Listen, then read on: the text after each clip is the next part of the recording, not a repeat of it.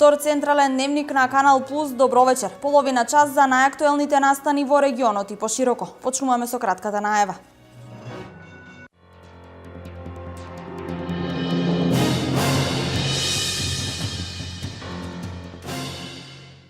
Политичката нестабилност причина за зголемена побарувачка на девизи. Одменувачниците велат состојбата се стабилизира.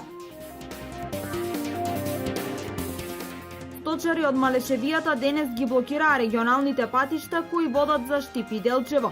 Тие бараат итни мерки за заштита на стоката од болеста јазлеста кожа.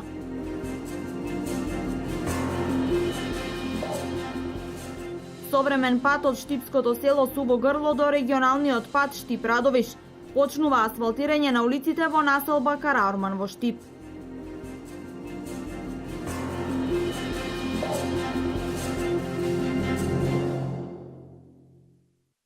Според роковникот на ДИК, денес почнува изборната кампања за предвремените парламентарни избори на 5 јуни. Законски треба да трае до 3 јуни до полноќ. Како што стои во роковникот, предвидено е јавно собирање и други настани организирани од учесниците на изборите, јавно истакнување на плакати, видеопрезентации, изборно, медиумско и интернет представување. Државната изборна комисија за учество во изборите на 5 јуни ја потврди само кандидатската листа на ВМРО ДПМН и на коалицијските партнери. Поради недостатоци беше отфрлена кандидатската листа за Народното движење за Македонија.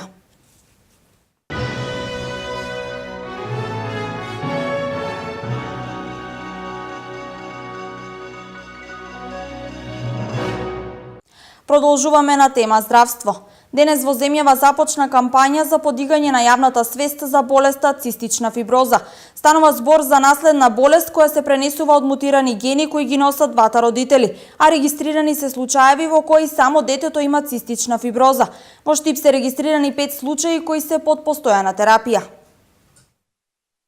Во земјава од година во година расте бројот на заболени дечиња од цистична фиброза која спаѓа во групата на ретки болести. Станува збор за болест која е предизвикана од генетско нарушување, кој се карактеризира со зголемен транспорт на натриум и хлор ионите, кои продуцираат густ секрет која нарушуваат функцијата на повеќе жлезди. Ова е наследна болест која се пренесува од мутирани гени кои ги носат двата родители, а регистрирани се случаеви во кои само детето има цистична фиброза. Симптомите кои ги има повеќе најчесто се јавуваат во раното детство, како обструкција на дебелото црево, а постоењето на оваа болест се утврдува преку испитување на хлориди во пот. Некои се јавуваат и доминираат симптоми од респираторниот систем, друг пат доминираат симптоми од гастроинтестиналниот систем, односно како цревни заболувања. И едно кое е заедничко за сите, а тоа е послабо напредување на децата за останувањето во растот и развојот.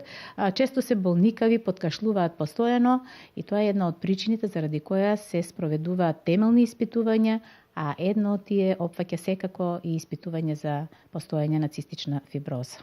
Еден од начините за подигање на свеста за постоење на оваа болест е преку кампањи, но сепак огромна улога во откривањето на оваа болест имаат и педиатрите. Ние педиатрите размислуваме за оваа заболување, доколку, како што спомнав на почетокот, детето заостанува во растот, е често со респираторни инфекции, многу тие инфекции се упорни, не реагираат на терапија и верувајте или не, сите овие случаеви се откриени од педиатрите кога се спроведат посоодветни испитувања со кои лесно се докажува заболувањето.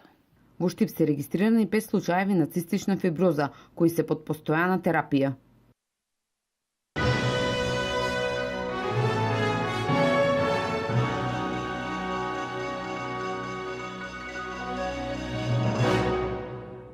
Сточари од Малешевијата од утринава до 16 часот ги блокираа регионалните патишта кои водат за Штип и Делчево. Барикади со трактори и возила се поставени кај селата Мачево и Смојмирово. Сточарите бараат да не се уништува здравата стока и итно да се преземат превентивни мерки за заштита на стоката, како вакцинација и прскање против комарци, бидејќи, како што истакнаа, трпат големи штети.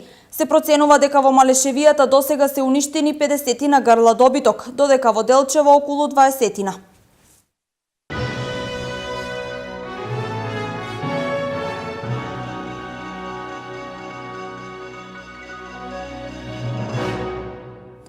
Заврши реализацијата на проектот еколошки прифатливи техники за намалување на ерозијата на опожарените шуми. Проект кој на територијата на општините Пехчево и Берово го реализираше Националното здружение на сопственици на приватни шуми. Анализирајќи ги последните 10 години на територијата на општините Пехчево и Берово изгореле над 2500 хектари шума. Токму од тие причини во изминатиот период се спроведуваше проектот кој има за цел намалување на екстремните процеси на ерозијата на опожарени шуми, проект кој во соработка со Шумарскиот факултет го реализираше Националното здружение на сопственици на приватни шуми. Сакаме да дадеме акцент дека е нужно, потребно тој фонд за пошумување на голини и ерозивни места да се поново реобнови, ревитализира и да почне да функционира во државата. Инаку штетите во шумите по пожарите се 10-кратно поголеми, велат познавачите на состојбата, бидејќи со тоа се уништуваат и други општо корисни функции на шумата. Се залагаме за обновување на фондот за шуми како можност каде што реално на долги патеки може да се креираат програми кои што ќе бидат во функција на обновување на настрадали шумски екосистеми или подигна нови шумски екосистеми. Во насока на обновување на опожарените подрачја, засега сопствениците на приватни шуми поддршка од државата добиваат преку фондот за проширена репродукција, кој е наменет исклучиво за пошумување. Други можности за рурален развој постојат преку мерката 122 на Министерството за шумарство и водостопанство. Тоа се мерки кои што се практично наменети за набавување на опрема, која што се користи во шумарството. Во иднина со проектните активности се предвидува стручни лица да прават проценка на степенот на ерозија во опожарените подрачја, а воедно и да се преземат конкретни мерки. Одредени предели кои што се многу развиени, силно развиени, се појавиле веќе процени на ерозија и е потребно да интервенира човекот, односно со правење на така наречени фашини, со правење на плетери, со плајање на контурни ровови и така натаму и така натаму. Инаку проектот еколошки прифатливи техники за намалување на екстремните процеси на ерозија на опожарените шуми се одржа како дел од манифестацијата Forest Fest 2016. Во Штипско продолжува поврзувањето на руралните средини со градот. Пуштен е во употреба нов асфалтен пат до село Суво Грло, во должина од 4 километри, а со вредност од 18 милиони денари, од кои 14 се од Агенцијата за рурален развој, а останатите од општината. На 4 километри асфалт жителите во Суво Грло чекаа со генерации. Мачно беше со години да се оди по кали без паќе, посебно зиме кога требаше да се замине во град или да се продаде нешто од сточарските производи. Со патот сме родени поново. Новиот асфалтиран пат што го поврзува ова село со магистралниот Штип Радовиш е повеќе од празник за жителите. Луѓето чекаат тука многу години за овој пат тука и благодари што направи патот тука. Па тука луѓето понапред одеме повеќе зимно време да ваѓаме повеќе пешки на тоа. Ќе се превоз не може да одеме. И одеме пешки одеме повеќе. Сега ќе го направи пат, сега добре. Без пат кај ќе одиш, никаде. Она што го ветија од општината и го остварија. Сега сме сведоци на веќе изграден асфалтен пат со должина од околу 4 километри, за кој што 3 километри се обезбедени средства од Агенцијата за финансиска поддршка во земјоделието и рурален развој или во висина од околу 14 милиони денари. Остатокот од средствата со околу 4 милиона денари учествуваше општина Штип од сопствениот буџет за доизградба на овој пат да биде завршен во целост. Во наредните денови механизацијата од Лакавичко се дислоцира во Караорман, каде што ќе се продолжи со исто темпо. Од денеска, во следните неколку дена, почнуваат подготвителни градежни активности за асфалтирање на улиците во приградската населба Караорман. Се очекува текот на неделата да почне и асфалтирањето. Вредноста на инвестицијата е околу 4 милиони денари и ќе бидат асфалтирани сите поголеми улици во Караорман. Инаку нови патишта ќе има и во други села и локации во градот, согласно програмата на локалната самоуправа за оваа година. СВР Штип поднесе кривична пријава против УС 40 години од село Радање Карбинци, поради постоење основи на сомнение за сторено кривично дело, злоупотреба на безвизен режим со државите членки на Европската унија и Шенгенскиот договор. Во текот на 2014 и 2015 година, пријавениот организирал и превезувал македонски државјани во државите на Европската унија, при тоа ветувајќи им на лицата статус на азиланти, зашто им наплаќал од 200 до 300 евра по член на семејство.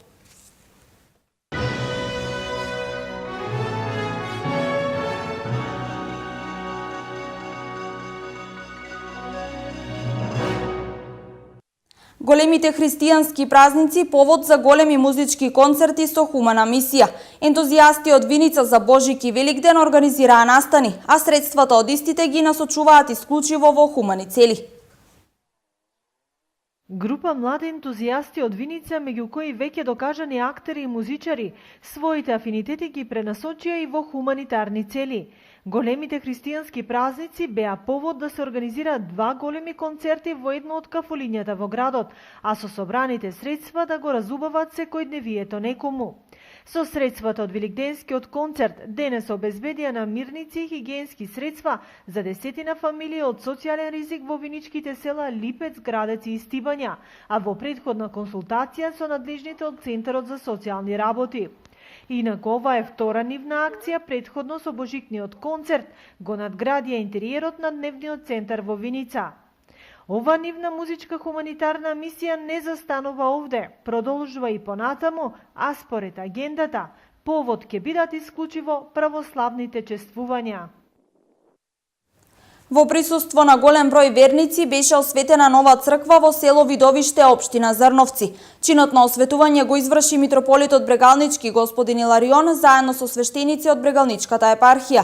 Црквата е посветена на патронот на Македонската православна црква Свети Климент Охридски. Верниците од село Видовиште добија нова црква.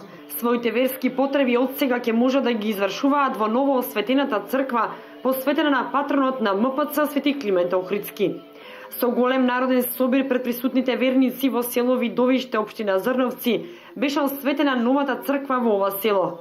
Црквата ја освети митрополитот Брегалнички господин Иларион во сослужение на свештенослужители од Брегалничката епархија. Овој храм го прими и Бог и верниот народ од рацете на нашиот многосакан и почитуван градоначелник Блаже, со неговите соработници и советници, кои што со несебично, со многу љубов го изградија и подарија на својот народ, на мајката црква, Македонската православна црква. Посакуваме многу радост, многу крштевки, венчавки во него, многу причесници и освојувачи на Царството Небесно. Христос воскресна за многу години. Црквата во Видовиште е инвестиција на општина Зрновци, а се градеше 3 години. Во фреско сликањето на внатрешниот дел на црквата покрај општината помогнаа и жители на Видовиште и Зрновци со своји донации и откуп на простор за сликање икони. Фреско живописот е дело на Валентин Ѓурковиќ, сликар од Кочани, кој ги наслика и фреските во црквата во Мородвис минатата година. За нас е ова значаен историски ден, бидејќи за прв пат во село Видовиште осветивме црква. Мене навистина многу драго. Вистина патот беше тежок, меѓутоа сепак, бидејќи работевме крајно посветено и со љубов кон Бога, успеавме да постигнеме, да го целосно завршиме овој објект, исто така и партнерно да го уредиме. Еве денес се случи осветувањето и навистина ми е посебна чест и задоволство и од се срце сакам на граѓаните на Видовиште да им го честитам овој убав храм и да им посекам многу здравје. Блаже Станков и официјално го предаде новиот храм на Македонската православна црква, а владиката Иларион рече дека градоначалникот Станков се заложи да направи црква, светилишта и молитвени домови за сите луѓе кои што ќе го бараат Бога и духовно ќе се нахрануваат, и затоа на него и на Советот на општина Зрновци им даде благодарница за големата љубов што ја дадоа кон верниот народ кој што живее во Видовиште. По осветувањето за сите верници беше подготвен празничен ручек.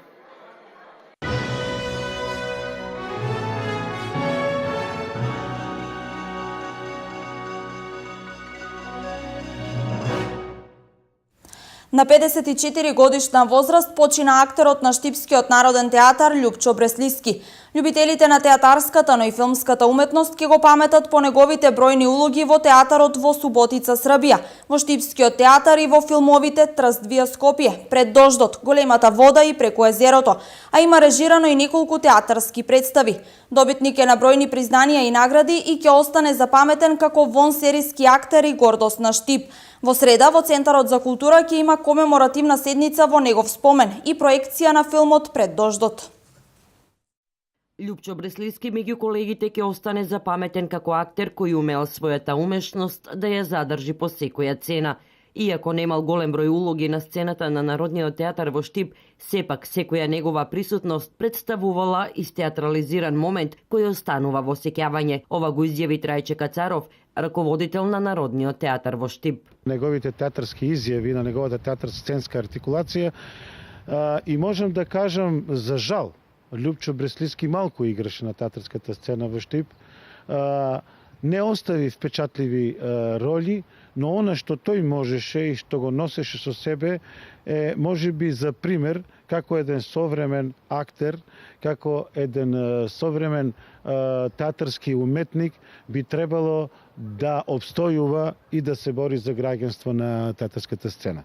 Освен неколкуте театарски улоги, Бреслиски остави траки во македонската филмографија. Беше дел од актерската екипа на повеќе македонски филмови, меѓу кои најзначајна е улогата во филмот Пред дождот на Милчо Манчевски. Дел од овој филм и останатите улоги кои во текот на неговиот актерски живот ги остварил Бреслиски ќе бидат прикажани во среда, веднаш по комеморативната седница со која неговите колеги ќе му оддадат почит. Комеморацијата на која ќе може последниот аплауз да го упатат сите кои го познавале Лјупчо Бреслиски ќе се случи во Народниот театар во Штип со почеток во 11 часот.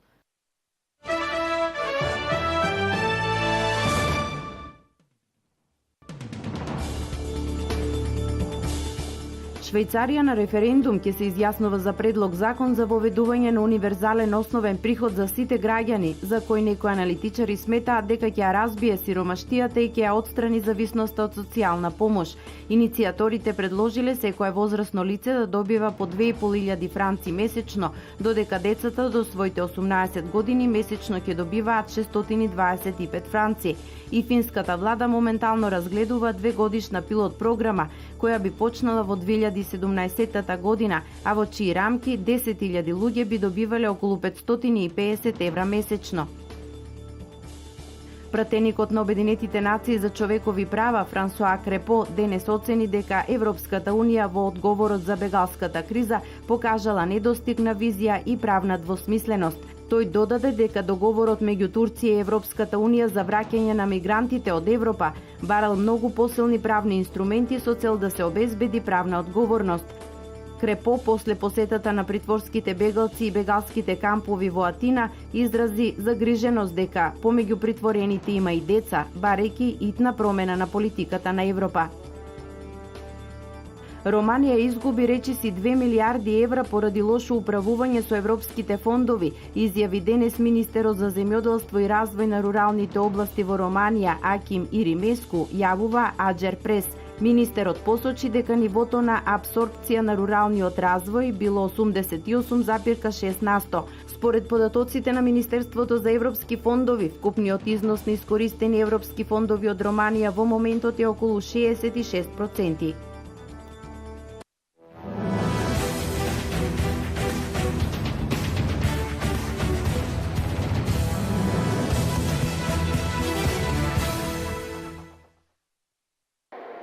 Шампионската титула во ракометната пионерска лига по втор пат ја однесоа ракометарите на јуниор од Струга, кои вчера на винички терени ја совладаа домашната екипа на Тороспорт со резултат 26-19. Ракометниот клуб јуниор постои 5 години и веќе игра 3 години во финалните завршници. А пред година дена во Радовиш ракометниот клуб Рака јуниор го освои пионерското првенство и денеска го освои пионерското првенство во Виница. Морам да кажам дека ракометниот клуб Тороспорт прекрасно се представи и мислам имаат светла иднина. Во полуфиналните надпревари ракометниот клуб јуниор ја совлада екипата 2009 од Велес со резултат 33-18, а ракометарите на Тороспорт ја победија екипата на ракометниот клуб Струга од Струга со разлика од 8 гола и се пласираа на второто место. Јас како тренер на РК Тороспорт од Виница сум презадоволен со освоеното второ место, да се биде втор во Република Македонија. Како што знаеме, сите ракометот е спортеден во оваа држава, да се биде втор во пионерска конкуренција е навистина една преубава работа. Децата се презадоволни, пресреќни. Пекарите и медалите ги врачи покровителот и домаќин на овој Final Four, градоначалникот Емил Дончев, кој го поздрави успехот на домашната екипа. Ова можам слободно да кажам дека еден од најголемите успеси на екипните спортови во општина Виница. Се работи за ракометниот клуб Торо Спорт.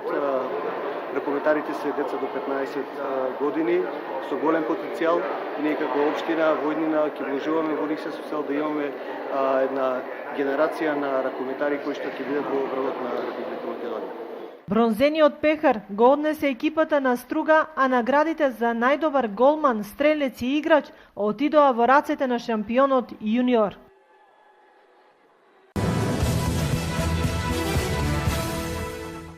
Се одигра 21-то коло во третата фудбалска лига Исток, коло во кое највисоката победа ја забележа лидерот на табелата Академија Пандев, а воедно и нов второлигаш, кој што славеше над тимот на Слога од Виница со 10:0. Интересни надпревари се одиграа во Радово, каде што Согово во инфаркт завршница го победи тимот на Напредок Здравје, а исто така и во Струмица каде Беласица со 2:1 ја совлада Плачковица. Пораз со 3:1 доживеа тимот на Брегалница, гола која на гостувањето во Свети Николе загуби од Овчеполе. Резултатот 3:1 беше постигнат и на надпреварот во Македонска Каменица, каде Саса славеше над тимот на Баби. Овој резултат беше и најчестиот во рамки на 21-то коло од третата фудбалска лига Исток, па така во последниот надпревар Работник го совлада Карбинци со 3:1.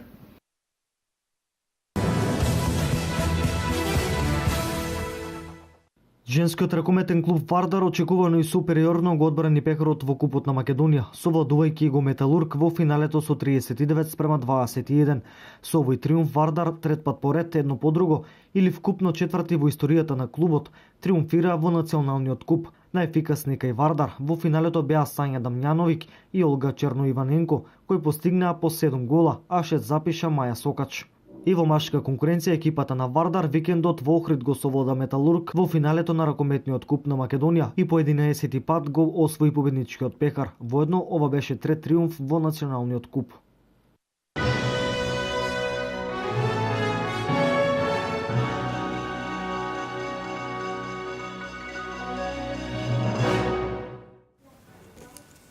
Ова е се во второто издание на Дневникот. Останете со програмата на Канал Плюс и проследете го и третиот Дневник. Пријатно!